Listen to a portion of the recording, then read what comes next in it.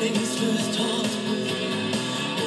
Og ham som du elsker, hvorfor går hun bort? Og den du bare er.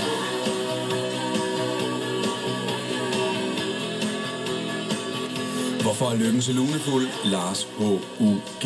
Der er sproghjørne lige om et øjeblik med et rigtig, rigtig godt spørgsmål.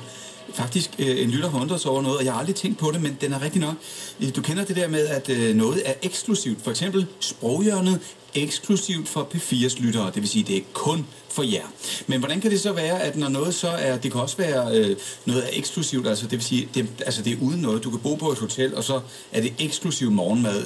Det vil sige, at du jo altså ikke har morgenmad med i prisen, for eksempel. Den der sammenhæng mellem noget kan være helt specielt godt, og så også, at det kan være, kan man sige, dårligt.